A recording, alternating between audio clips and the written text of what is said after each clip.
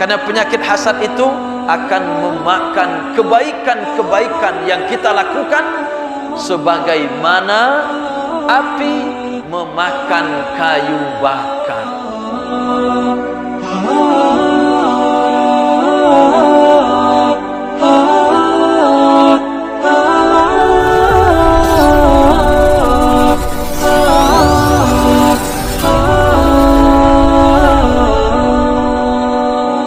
Uhayyikum bitahiyatil Islam.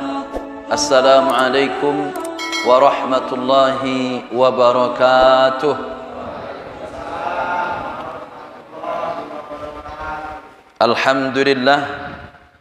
Alhamdulillahi rabbil alamin, wal aqibatu lil muttaqin, wala udwana illa 'alal zalimin. Asyhadu an la ilaha illallah wahdahu la syarika lah, wa asyhadu anna Muhammadan 'abduhu wa rasuluhu la nabiyya ba'dah. Amsayna wa amsal mulku lillahi walhamdulillahi la syarika lah, la ilaha illa huwa wa ilaihil masir. Amsayna ala fitratil Islam wa kalimatil ikhlas wa ala dini nabina Muhammadin sallallahu alaihi wasallam wa ala millati abina Ibrahim hanifa wa ma kana minal musyrikin. Hadirin jamaah salat maghrib yang insyaallah senantiasa dirahmati dan juga senantiasa diberkahi oleh Allah Subhanahu wa taala. Amin Allahumma amin. Duduknya kita di majlis ini, insyaallah Allah turunkan malaikat, Allah turunkan sakinah, ketenangan ke dalam jiwa kita semua, dan Allah berikan, turunkan malaikat lalu menebarkan rahmat di atas kita semuanya. Amin Allahumma amin. Dan semoga Allah mudahkan kita semua menuju surganya Allah Subhanahu wa taala. Amin Allahumma amin. Hadirin muliakan oleh Allah Subhanahu wa taala, dalam flyer mungkin jamaah sekalian sudah membaca bahwa yang akan kita bahas itu adalah tentang menguatkan ukhuwah Islamiyah dan juga menguatkan dakwah kita semua, yaitu dakwah Islam, bukan dakwah organisasi, bukan juga dakwah kelompok-kelompok, tapi dakwah Islamiyah.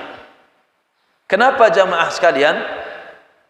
Karena pertama, kalau orang yang berkecimpung di dunia politik, dia sering mengatakan ada amanah dari undang-undang katanya.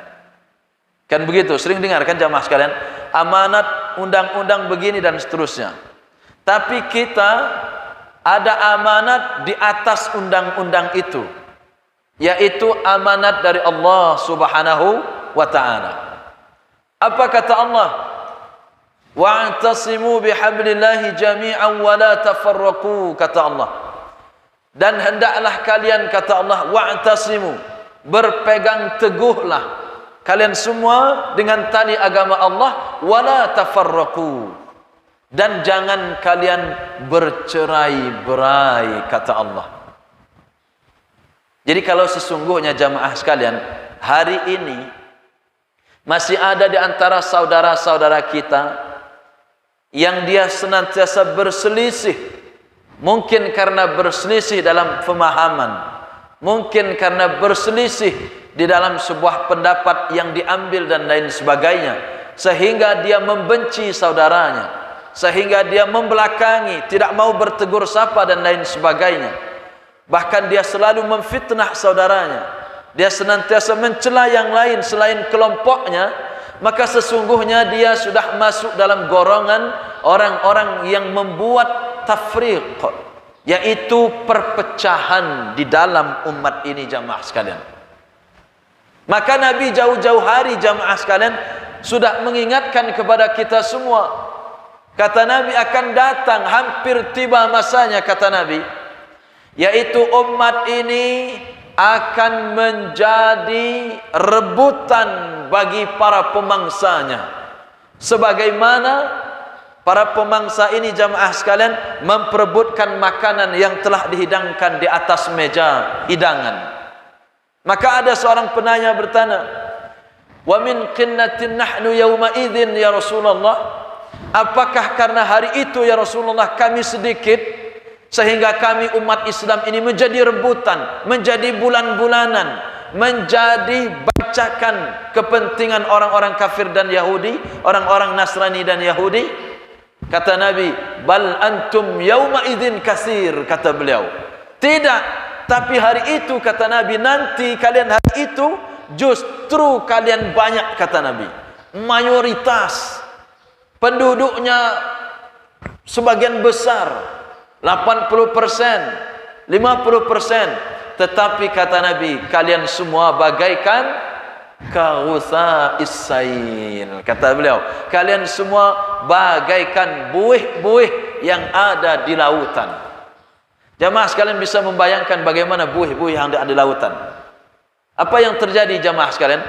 Buih yang ada di lautan itu, satu, banyak dia, kelihatan banyak buih di lautan, banyak. Dua, banyak tapi tidak punya kekuatan. Jamaah sekalian ambil begini, pecah-pecahkan gini, pecah buih-buih itu. Dan tiba masanya nanti umat Islam akan seperti ini jamaah sekalian. Banyak jumlahnya, tapi tidak memiliki kekuatan. Mereka tidak punya daya upaya. Yang ketiga, mereka mudah diombang-ambingkan. Coba lihat buih di lautan jamaah sekalian.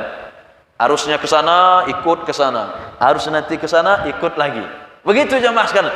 Itulah umat ini jamaah sekalian. Hampir tibanya kata Nabi dulu. Beliau bersabda 1444 tahun yang lalu kurang lebih. Beliau mengatakan hampir tiba masanya. Berarti sekarang sudah tiba jamaah sekalian. Maka apa yang perlu kita persiapkan? Kita jangan masuk dalam kelompok ini jamaah sekalian, sehingga kita banyak tetapi tidak memiliki kekuatan. Jumlah kita banyak tetapi tidak memiliki keteguhan pendirian. Jumlah kita banyak tetapi mudah untuk dipolitisasi, mudah untuk diadu domba, mudah untuk dipecah belah, mudah untuk dihasut dan lain sebagainya. Ini yang berbahaya jamaah sekalian. Maka umat Islam ini mesti harus mengamalkan kata Allah, wala tafarraqu, kata Allah. Setelah ayat ya ayyuhalladzina amanu taqullaha haqqa tuqatih wa la tamutunna illa wa antum muslimun. Nanti ada kalimat wa'tasimu bihablillahi jami'an wa la tafarraqu, kata Allah. Jangan kalian bercerai-berai. Kenapa jamaah sekalian? Kalau ada di masjid ini, saya setiap memberikan tausiah sering menasihati, kalau ada insyaallah di Darul Iman. Darul Aman atau Darul Iman? Darul Iman, bukan Darul Aman. Karena iman aman itu satu akar kata, Pak. Orang beriman mukmin. Asal kata dari amana yu'minu. Kenapa? Karena orang mukmin itu aman. Aman dari gangguan setan, aman dari siksaan Allah. Orang mukmin aman. Kalau muslim dari kata salima, muslim selamat, selamat dari kesesatan, selamat dunianya, selamat akhiratnya. Itulah salam juga ada, assalamualaikum, keselamatan wahai atasmu saudaraku, selamat duniamu, selamat akhiratmu, warahmatullah wabarakatuh, dan seterusnya. Darul Iman, rumah iman. Nah, insyaallah orang-orang yang masuk di sini, kalau dia orang kafir, beriman dia. Masuk sini, keluar syahadat dia, Pak. Itu ya. Masuk sini, keluar bersyahadat dia. Darul Iman. Ini rumahnya orang-orang beriman. Karena orang-orang beriman itu bisa dipercaya. Makanya kalau dia diberikan amanah, kalau orang mukmin yang benar, itu orang lain merasa aman. Makanya kata Nabi, al-muslimu man saliman muslim min lisanihi wa yadihi. Seorang muslim yang benar itu yang menyelamatkan saudaranya dari gangguan lisannya dan juga dari gangguan tangannya. Aman dia, tidak dicela, tidak dicerca dan lain sebagainya. Nah, ini jamaah semuliakan oleh Allah Subhanahu wa taala. Yang kedua, apa kata Nabi? Seorang mukmin yang benar imannya itu jamaah sekalian, salah satunya apa kata Nabi? Dia mencintai saudaranya seperti dia mencintai dirinya sendiri. Pernah dengar hadis itu jamaah sekalian? Pernah. Tidak beriman kata Nabi. Siapa yang tidak beriman? Orang-orang yang tidak mencintai saudaranya seperti dia mencintai dirinya sendiri. Ngurusin dirinya sendiri, saudaranya dicuekin, saudaranya dizalimi, dia biarkan. Jadi seorang jamaah sekalian muslim yang sudah mengucapkan asyhadu an la ilaha illallah atau kalimat la ilaha illallah Muhammadur Rasulullah, dia adalah saudara kita. Haram darahnya, haram hartanya kita ganggu, haram juga kehormatannya, kecuali kalau jelas-jelas kesesatan akidahnya.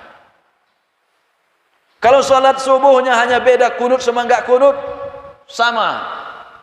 Jangan dicela-cela, jangan dihina-hina, apalagi pecah jamaah sekalian, enggak mau tegur sapa. Ada yang basmalahnya jahar, ada yang sir. Misalnya, ada yang pengin zikirnya keras, ada yang pengin sir. Silahkan saja jamaah sekalian didiskusikan kesepakatannya apa. Kalau di masjid ini gunakan sir, silahkan sir. Pengen yang jahar, silahkan jahar. Enggak usah kita gontok-gontokan, enggak usah kita ribut-ribut. Kenapa jamaah sekalian? Karena orang-orang yang suka membuat perpecahan, orang-orang yang suka membuat pertikaian, itu adalah sifatnya orang-orang Yahudi. Makanya Allah mengatakan, janganlah kalian, kata Allah, seperti orang-orang Yahudi yang selalu membuat perpecahan. Selalu orang-orang Yahudi itu, orang udah bersatu pecahin, orang bersatu dipecahin, dan lain sebagainya. Nah, maka jamaah sebenarnya oleh Allah Subhanahu wa taala, itulah salah satu. Kenapa juga kami harus memberikan itu juga jamaah sekalian? Karena 1 tahun ke depan kita akan menghadapi sebuah pesta demokrasi. Ya kan? Udah mulai sekarang Pak. Belum jelas tuh paslonnya mana, pasangan calonnya, tapi udah mulai kelihatan calon A, calon B, calon C. Udah mulai itu masyarakat tuh ngobrolnya, mulai satu ngejek-ngejek yang sebelah, ya kan? Yang satu ngejek-ngejek yang sebelah dan lain sebagainya.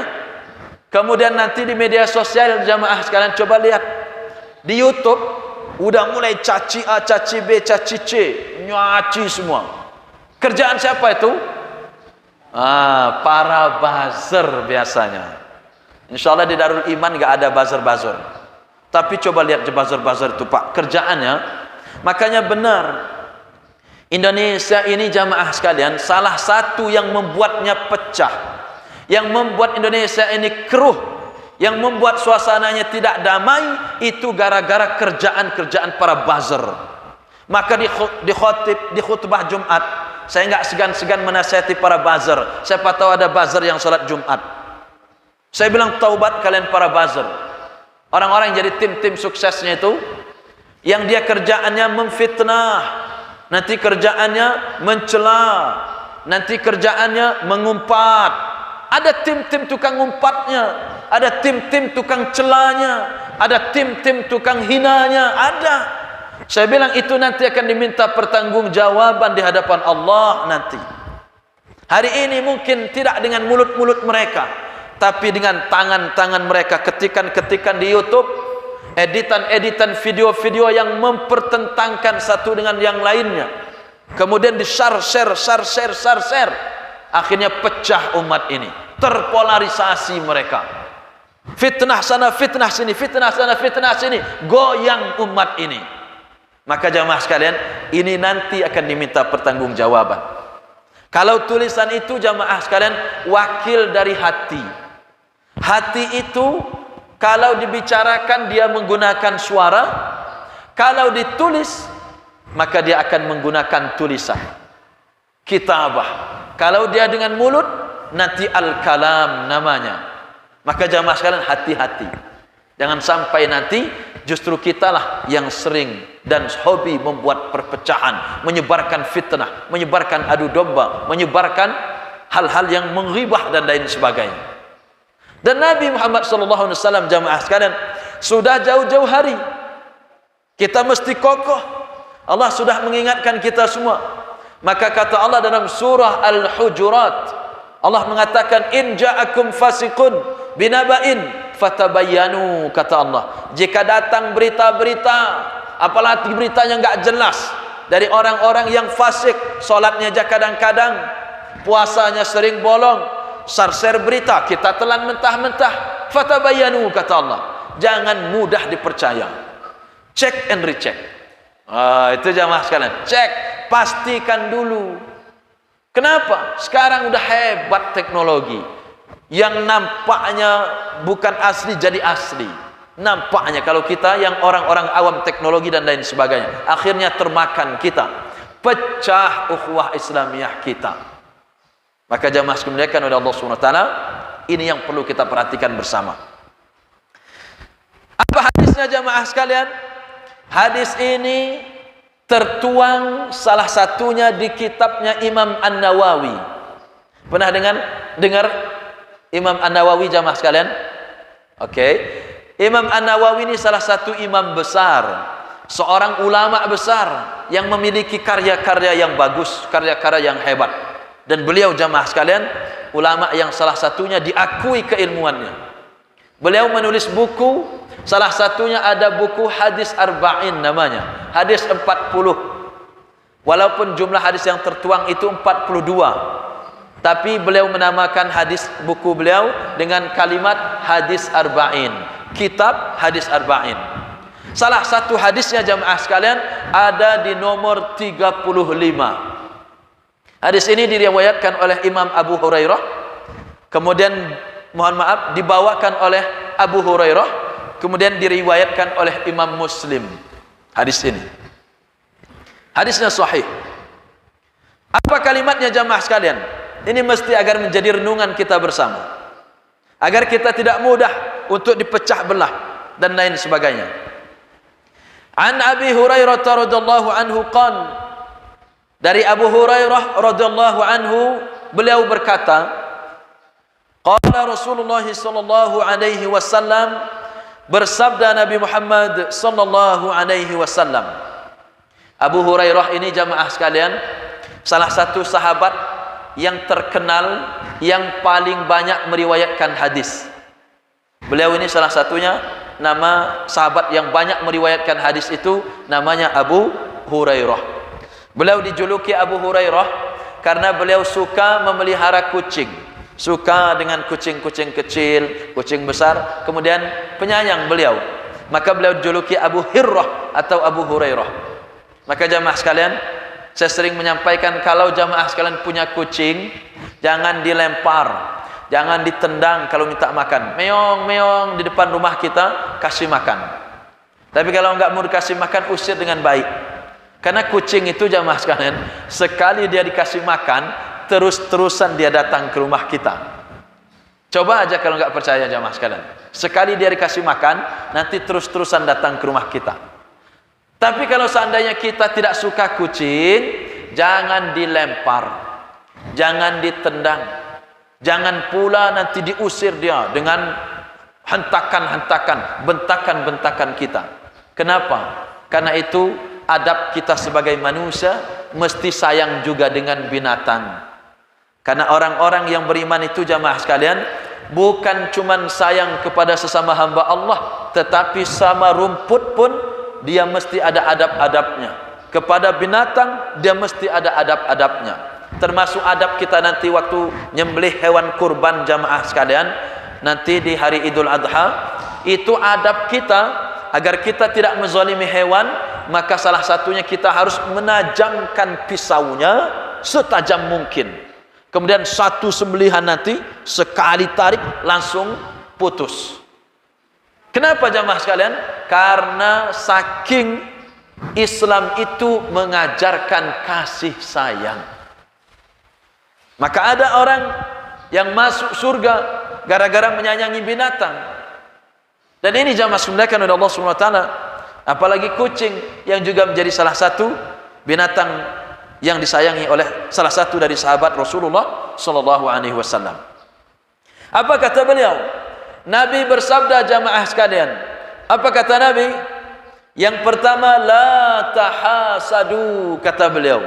Yang pertama nasihat Nabi kepada kita semua jamaah sekalian, pertama poinnya la tahasadu, kata beliau. Jangan kalian saling hasad menghasad, kata beliau. Maka siapa yang mencintai Nabi mesti mengamalkan hadis ini. Pertama, Nabi melarang kita semua la tahasadu, kata Nabi. Jangan saling iri dengki, jangan saling hasad. Bagaimana makna hasad itu jamaah sekalian? Makna hasad itu salah satunya kita khawatir kalau tersaingi sehingga dia berusaha untuk mematahkan pesaing-pesaingnya. Dia ingin berusaha untuk mematahkan kelebihan orang lain terhadap orang tersebut agar tidak menyamai dirinya.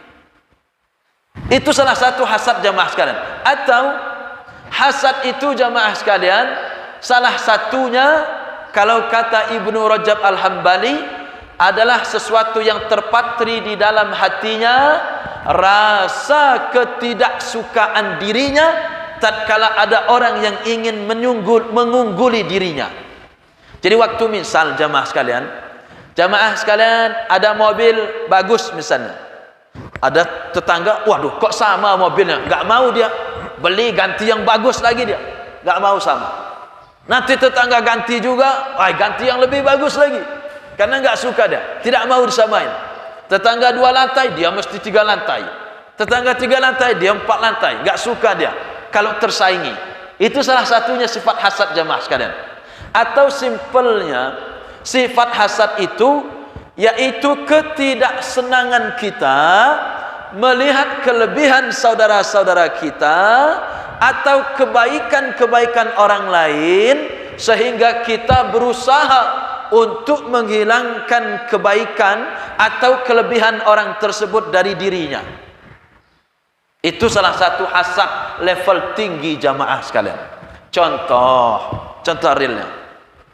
Maka saya beberapa kali pernah mengatakan bahwa saya punya kawan dulu, sekarang dia sudah pindah. Dia dulu punya bisnis mie kue teau begitu, berjejer, namanya kuliner, berjejer toko-toko dan lain sebagainya. Rupanya ada orang yang hasad jamaah sekalian.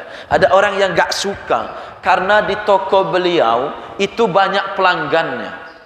Banyak pelanggan datang.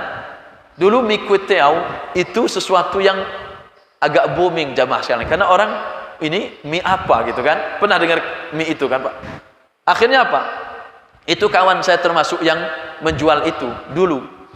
Akhirnya apa, beliau pernah melihat beberapa orang jamaah sekalian di waktu-waktu maghrib itu melemparkan buhul.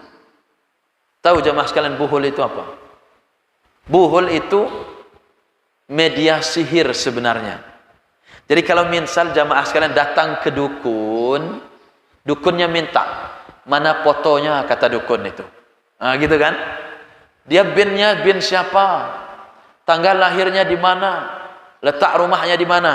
Nanti di mantra, mau diapain ini? Biar sakit kepala terus. Tusuk sama dukun. Foto itu termasuk buhul, alat sihir. Sama mantra, sama alat lain-lain. Kalau ini jamaah sekalian ada juga. Mungkin pernah jamaah sekalian lihat orang, kata dukunnya, rumah bapak ini mesti dipagar ghaib. Itu. Pernah ada yang begitu Pak? Itu. Coba rasakan di rumah itu Pak. Nambah tenang atau enggak? Karena kita pernah membongkar begitu. Kita gali itu. Pagar ghaib, nanti ada telur, ada kain putih, ada paku, nanti tanam sana, tanam sini, tanam situ, di mantra, dah pagar ghaib tuh, sehingga orang-orang yang berbuat jahat bisa mental nanti. Nah, kan gitu jamaah sekalian. Media yang ditanam itu namanya buhul. Ada ayat tentang itu, ada. Mana ayatnya? Dalam surah Al-Falaq. Qul a'udzu birabbil falaq min syarri ma khalaq wa min syarri ghasiqin idza waqab wa min syarri naffasati fil uqad. Uqad itu buhul-buhul buat nyihir. Dulu wanita-wanita Arab itu, orang-orang Arab tuh sering mainin sihir. Nanti pakai buhul. Nah nanti biasanya orang kalau mau nyantet juga pun sama. Ada nanti kain kapan, kemudian nanti ada jarum, nanti ada tanah kuburan, nanti ada benang, nanti ada rambut ikat-ikat jadi satu dibungkus, mau dilemparin di mana? Bisa aja nanti kaki ayam biar dia lumpuh. Itu medianya buhul namanya, lemparin. Nah, itu jamaah sekalian, hati-hati. Dia berdosa karena itu termasuk dosa besar. Main sihir. Nah, akhirnya apa jamaah sekalian yang terjadi? Ada orang yang lemparin, di tokonya dilemparin begitu. Akhirnya lama-lama bisnisnya kawan ini bangkrut dan tutup. Senang rivalnya. Kenapa? Karena ada orang yang tidak suka. Mungkin tidak suka ngelihat dia sukses, mungkin tidak suka kok toko sebelah ramai dan lain sebagainya. Bisa jadi jamaah sekalian. Ada orang tidak suka disaingi misalnya, akhirnya cari cara mencelanya, menginjaknya, nanti mungkin dia dibuang sana, dibuang sini dan lain sebagainya. Kenapa? Karena dia hasad. Enggak mau dia disaingi. Ada orang-orang yang nampak menyaingi dirinya, dibunuh karakternya, dikucilkan, dibuat gimana biar ini difitnah, biar orang-orang benci sama dirinya. Akhirnya jadi. Itu kalau orang sudah hasad jamaah sekalian. Maka Nabi mengatakan orang-orang yang beriman, apalagi sudah rajin melakukan sholat 5 waktu, rajin bersedekah, berinfak, maka hindari penyakit hasad ini. Kenapa jamaah sekalian? Kalau seseorang masih ada penyakit hasad di dalam jiwanya, di dalam dirinya, ada satu hadis yang walaupun masih dipersisihkan tentang kesahihan hadis tersebut. Apa kata Nabi? Iyakum wal hasad. Hendaknya kalian hindari penyakit hasad, kata Nabi. Fa innal hasada ya'kulul hasanat kama ta'kulun narul hatab. Hendaknya kalian hindari penyakit hasad, kata Nabi, karena penyakit hasad itu akan memakan kebaikan-kebaikan yang kita lakukan sebagaimana api memakan kayu bakar. Allahu Akbar. Rajin salat karena ada hasad di dalam jiwanya. Enggak mau ada orang yang lebih dari dirinya, hasad dia. Gimana itu orang mesti di bawah dia. Enggak mau dia disaingi, hasad dia. Maka salatnya lama-lama hilang. Amal baca Qur'annya rajin baca Qur'an tapi hasad, nyimpan banyak hasad dirinya. Lama-lama habis. Amal sedekahnya lama-lama habis. Itu jamaah sekalian kalau ada orang punya sifat hasad dalam dirinya. Maka kita mesti menjadi orang-orang yang mampu menghargai orang-orang yang memang lebih dari kita dan kita siap menerimanya. Itu orang yang tawadhu. Karena orang yang hasad, Pak, biasanya di dalam dirinya kalau orang itu hasad, dia ada sifat sombong. Nah, orang kalau sudah sifat sombong, dinasihati aja nggak mau dia. Karena merasa dirinya paling benar, merasa dirinya lebih hebat, merasa dirinya lebih, mungkin jabatannya, strata sosialnya sudah lebih tinggi, harta kekayaannya lebih banyak, ilmunya mungkin lebih tinggi, sehingga dia nggak nerima. Batrul haqqi wa ghamtun nas. Akhirnya dia menolak kebenaran dan meremehkan manusia, meremehkan orang lain. Nah, itu sudah bahaya jamaah sekalian. Salah satu yang terjadi dengan iblis, iblis pun hasad kepada Nabi Adam alaihissalam. Dan begitu juga hasadnya Qabil kepada saudaranya Habil.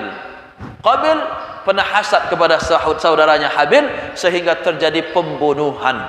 Orang kalau sudah hasad jamaah sekalian, bisa saja dia ingin menghilangkan kebaikan yang ada kepada saudaranya itu, entah dengan cara membunuhnya, entah dengan cara menyantetnya, entah dengan cara menyihirnya dan lain sebagainya. Na'udzubillah min dzalik.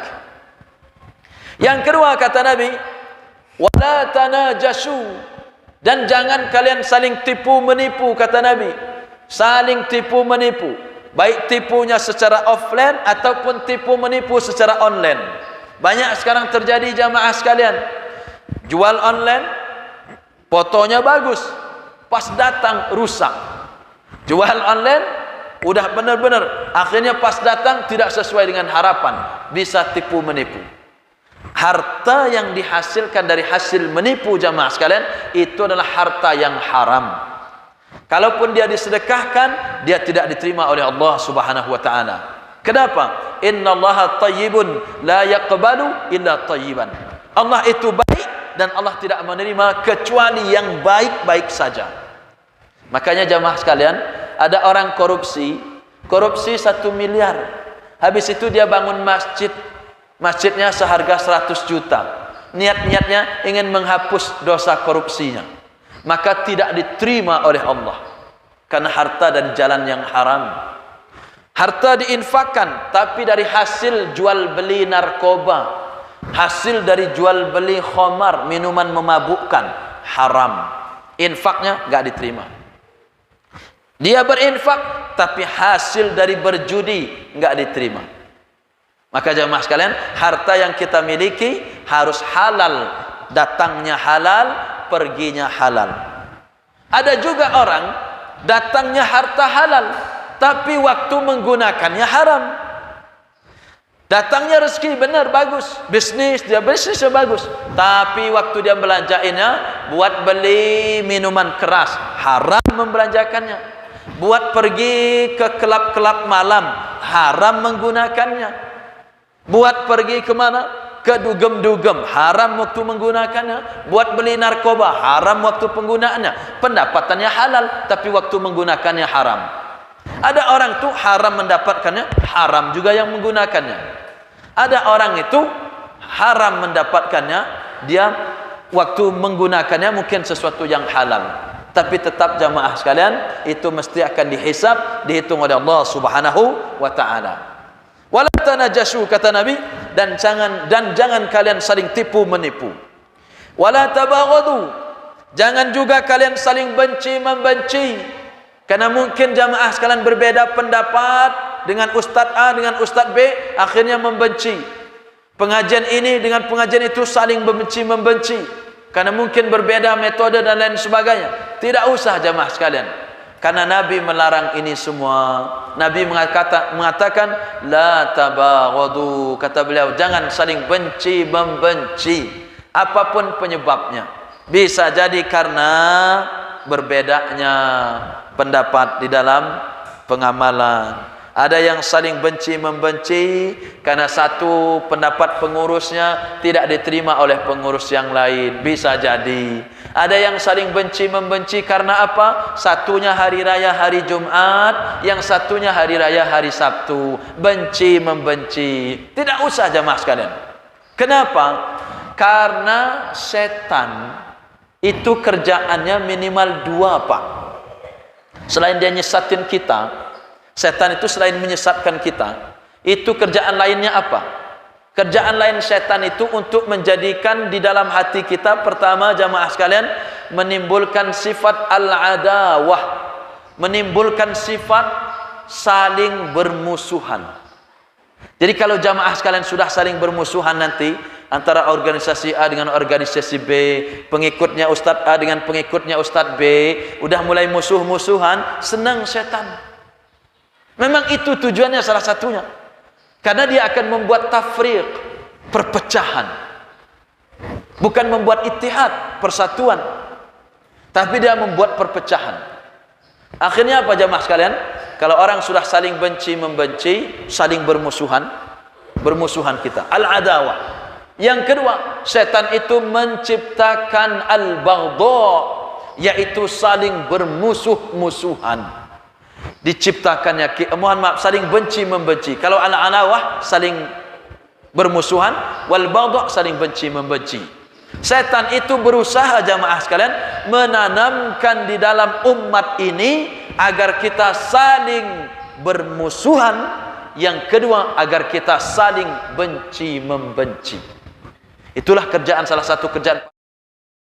Coba lihat, ada namanya nggak jelas tuh, Abu siapa misalnya, kemudian macam-macam, itu kerjaannya mengaburkan tuh, buat orang saling benci sana benci sini. Hati-hati kerjaannya macam-macam itu. Lihat para bazar-bazar itu banyak tuh kerjaan mereka, mengaburkan ajaran-ajaran Islam. Kerjaan mereka itu nanti fitnah ini fitnah itu dan lain sebagainya. Ulama pun mereka fitnah. Hati-hati, itu nanti akan diminta pertanggungjawaban oleh Allah. Dan kita nggak tahu apa benar agama mereka itu Islam atau tidak. Karena bisa jadi orang-orang munafik. Orang-orang munafik itu sholat jamaah sekalian. Jangan tertipu dengan gaya peci mereka. Jangan tertipu dengan sholat Jumat dulu kata mereka nanti di media sosialnya. Posting sholat Jumat. Nanti mau haji dulu katanya, posting mau umroh. Nggak usah tertipu. Karena orang munafik naik haji juga bisa, umroh juga bisa, sholat pun orang munafik bisa. Buktinya apa? Allah mengatakan orang-orang munafik itu kata Allah ingin menipu Allah, padahal dia tidak sadar dia menipu dirinya sendiri. Dan orang-orang munafik itu kata Allah wa idza qamu ila sholati qamu kusala, kata Allah. Orang-orang munafik itu kalau mau sholat mereka sholat penuh dengan kemalasan. Sholat orang munafik itu. Tapi kalau dia kerjaannya mengejek Islam, menghina Islam, memecah bedahkan kita semua, itu bisa jadi kawannya setan tadi. Bisa jadi munafik. Maka jemaah sekalian hati-hati. Wala tabaghadu kata Nabi, jangan kalian saling cerai-berai. Kemudian jangan saling hasad menghasad, jangan saling menipu, jangan saling benci membenci, wala tadabaru, dan juga jangan saling membelakangi, tidak bertegur sapa. Pokoknya masing-masing aja lah. Karena sudah merasa benar, enggak mau lagi ngelihat yang lain. Silakan masing-masing. Jangan juga jamaah sekalian. Wala tadabaru kata Nabi, jangan saling membelakangi. Wala yabi' ba'dukum 'ala bai'i ba'din. Tidak boleh juga kita menjual barang dagangan saudara kita tanpa seizinnya, atau kita tidak boleh membeli barang yang sudah dibeli oleh saudara kita. Enggak boleh. Kenapa kalimat ini muncul jamaah sekalian? Saking Nabi ingin menjaga persatuan umat Islam. Bahkan kalau seandainya jamaah sekalian ada barang yang sudah dibeli oleh saudara kita, kemudian kita tertarik, ini harganya 20.000, udah dibeli sama Mas Sobirin, saya tertarik, ya sudahlah Pak, saya beli aja, karena belum diambil sama dia, saya beli aja Pak, saya berani bayarnya 30.000. Akhirnya penjual ngasih ke saya, Mas Sobirin dibalikannya lagi. Enggak boleh, karena itu bisa menimbulkan perpecahan. Sakingnya Nabi ingin menjaga perasaan, ingin memupuk persatuan. Bahkan kita tidak boleh membeli barang yang sudah dibeli oleh saudara kita, kecuali kalau sudah memang ridho sama ridho, sudah diridhoi, nggak apa-apa. Nah maka jamaah sekalian oleh Allah Subhanahu Wa Taala, apa kata Nabi? Wa kunu ibadallahi ikhwana, kata Nabi. Jadilah kalian semua menjadi hamba-hamba Allah yang bersaudara, bukan saling musuhan-musuhan, bukan saling benci-membenci, bukan saling hasud-menghasud, bukan saling tipu-menipu. Jadilah kalian semua kata Allah menjadi hamba-hamba Allah yang bersaudara, menjadi hamba-hamba Allah yang saling berangkulan, bersatu. Jangan lagi merasa paling benar, jangan lagi menyalah-nyalahkan selama tidak jelas betul di dalam kesalahannya. Itu jamaah sekalian. Apalagi kalau sudah belajar fikih, selama masih ada ikhtilaf, itu enggak boleh mengklaim paling benar, itu enggak ada. Kalau masih ada ikhtilaf, ada sandaran dalil yang ada. Tapi kalau dia merasa insya Allah ini yang paling kuat, silahkan. Tapi kalau dia mengatakan ini yang pendapat yang benar, itu yang salah, dalam perbedaan pendapat enggak boleh. Dalam ilmu fikih, selama masing-masing bisa mengutarakan dalil yang ada, silakan. Ada yang mau jahar basmalah dalam sholat, monggo. Ada yang mau sir, silakan. Enggak boleh yang sir merasa paling benar, yang jahar juga merasa paling benar, menyalahkan yang sir, menyalahkan yang jahar. Enggak boleh. Karena ikhtilaf memang dalam belajar fikih. Itu jamaah sekalian. Takbir nanti Allahu Akbar atau Allahu Akbar, nggak boleh yang begini merasa paling benar. Atau letakkan waktu bersedekap di sini yang paling sahih, yang lain itu salah, keliru katanya. Enggak juga. Di sini juga boleh. Belajar semua. Itu maka jamaah dimuliakan oleh Allah Subhanahu wa taala. Terus kita menuntut ilmu agar nanti kita tidak mudah untuk saling mengejek, saling menyalahkan dan lain sebagainya. Kemudian kata Nabi jamaah sekalian, wa kunu ibadallahi ikhwana. Jadilah kalian semua menjadi hamba-hamba Allah yang bersaudara, kata Rasulullah sallallahu alaihi wasallam. Kemudian Nabi mengatakan al-muslimu, seorang muslim itu kata Nabi, akhul muslim. Sakingnya jamaah sekalian, Nabi itu jangankan sesama muslim, sesama tetangga. Apa kata Nabi jamaah sekalian? Man kana yu'minu billahi wal yaumil akhir falyukrim jarahu, kata Nabi. Siapa yang beriman kepada hari akhir, maka hendaknya dia memuliakan tetangganya, kata Nabi.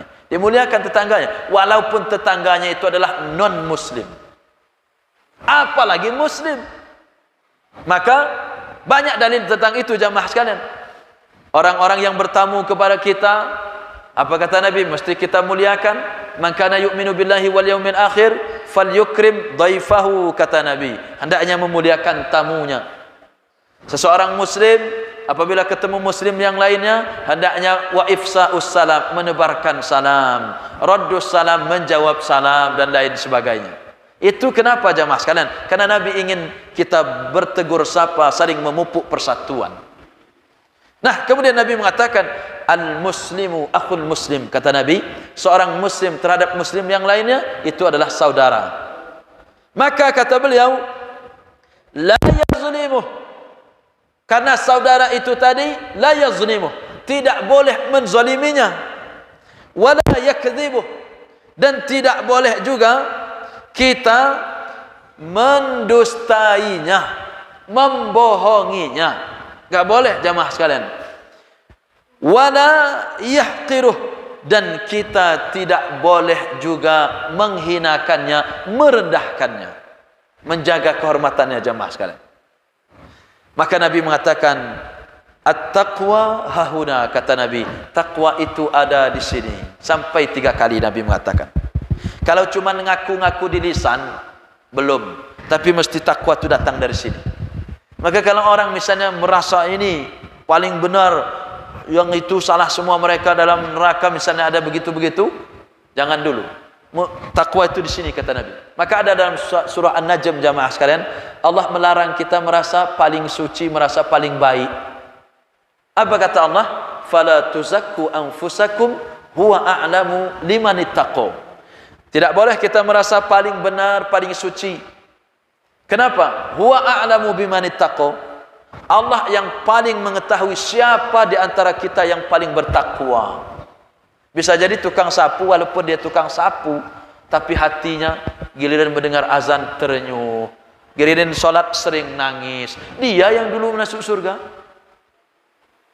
Maka jamaah dimuliakan oleh Allah Subhanahu wa taala, Nabi mengatakan at-taqwa hahuna, kata Nabi. Takwa itu di sini. Sampai 3 kali. Beliau melanjutkan, bihasbi mri'in minasyarri ayyahqiru akhahul muslim, kata Nabi, cukuplah dikatakan buruk seseorang itu jamaah sekalian. Bagaimana? Apabila dia suka menghina saudara muslim yang lainnya. Jadi kalau dia suka ngejek-ngejek, suka mencela-cela, suka menghina-hina, itu cukup orang itu dikatakan buruk. Buruk akhlaknya, buruk juga imannya. Maka jemaah sekalian, ini menjadi perhatian bagi kita semua. Maka kata Nabi, cukup seseorang itu dikatakan buruk kalau dia suka mencela-cela sesama muslim yang lainnya, suka menghibah, suka juga menghina, menghardik, mengumpat dan lain sebagainya. Cukup dia dikatakan muslim yang buruk. Maka kata beliau, kullul muslimi 'alal muslim haram. Setiap muslim yang satu dengan muslim yang lain itu dijaga, kata Nabi. Artinya tidak boleh saling mengganggu. Haram. Haram apanya? damuhu, kata Nabi, haram darahnya, wa maluhu, haram hartanya, wa irduhu, dan juga haram kehormatannya. Mesti kita jaga. Tidak boleh diganggu darahnya, tidak boleh diganggu hartanya, tidak boleh diganggu kehormatannya. Maka jemaah sekalian, akan indah kalau kita mengamalkan hadis ini. Sosial kita akan menjadi bersatu padu.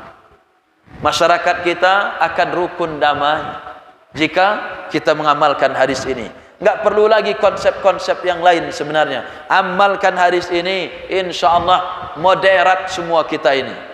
Kita menjadi orang-orang yang benar-benar adalah orang-orang yang bukan radikal, bukan orang yang ekstrim, tapi benar-benar mengamalkan ayat hadis ini jamaah sekalian. Insyaallah Islam benar-benar datang dengan apa kata Allah? Wa ma arsalnaka illa rahmatan lil alamin. Enggak perlu lagi ada konsep-konsep baru. Konsep apa katanya? Islam-Islam yang baru itu enggak perlu lagi. Karena memang Islam itu rahmatan lil alamin, benar-benar. Konsepnya seperti apa? Inilah yang sudah salah satunya dijelaskan oleh Rasulullah sallallahu alaihi wasallam. Dan insyaallah hadis-hadis yang lainnya banyak jamaah sekalian. Karena keterbatasan waktu kita, dan kita cukupkan. Kita memohon ampun kepada Allah atas segala kesalahan kita, dan kita saling memaafkan jika ada kesalahan di antara kita semuanya. Subhanakallahumma wa bihamdika asyhadu an la ilaha illa anta astaghfiruka wa atubu ilaik. Wassalamualaikum warahmatullahi wabarakatuh.